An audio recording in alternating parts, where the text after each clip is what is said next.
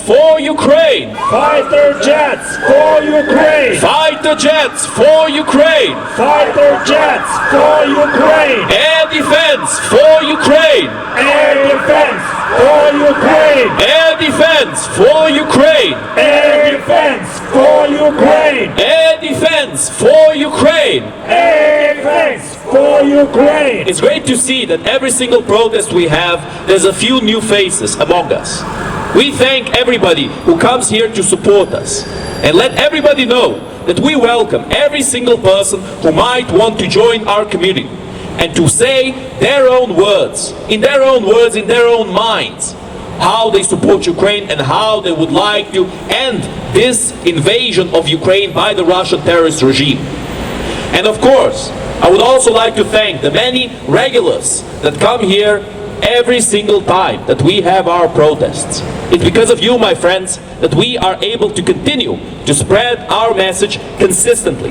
In particular, I would like to mention our friend Carlos over here, the lovely gentleman with the cap and the phone, and Ames over here with the camera, and her lovely channel Amesmedia. Subscribe, don't forget.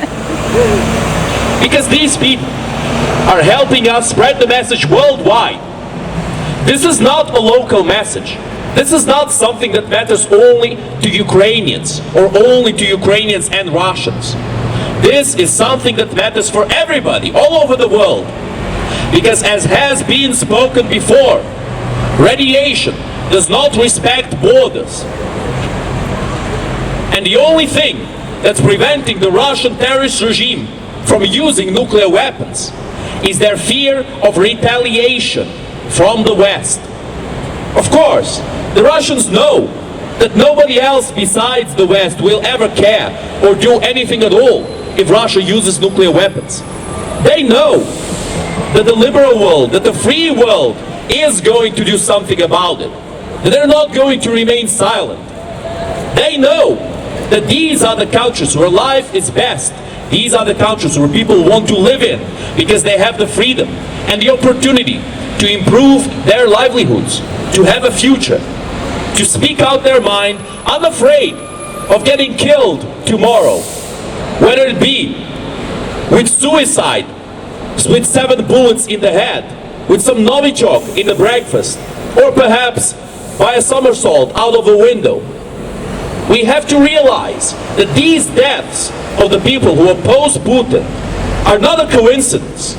And the people who claim that they are a coincidence are either idiots or simply brainwashed.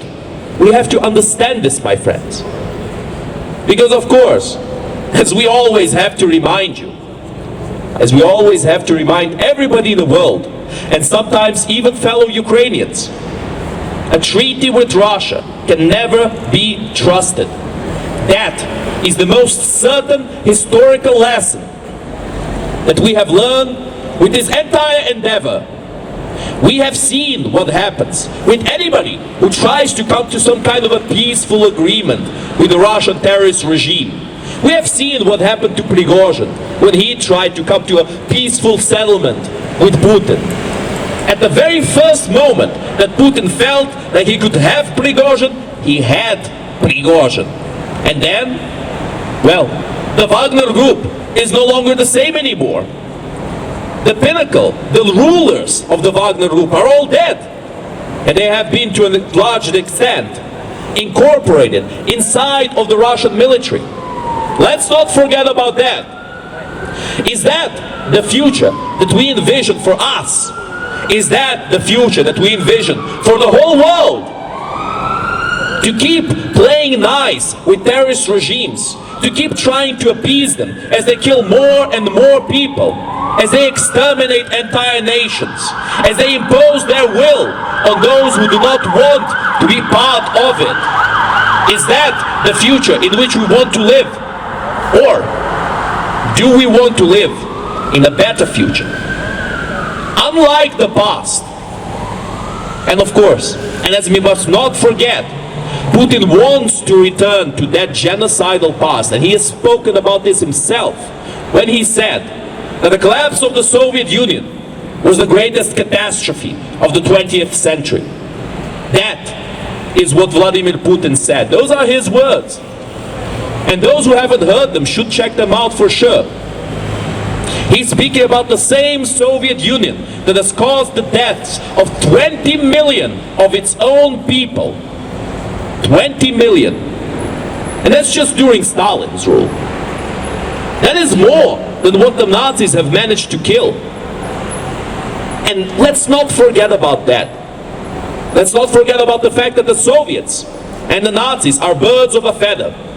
They have started World War II on the same side, you see. They signed a treaty. It was called the Molotov-Ribbentrop Treaty, in which they have divided Poland in half. Half went to Hitler, half went to Stalin. And they were happy with it. There was no animosity. There was no ideological rifts. The Soviets were happy when they saw the exterminations that the Nazis were committing, because they were committing their own extermination on Soviet soil.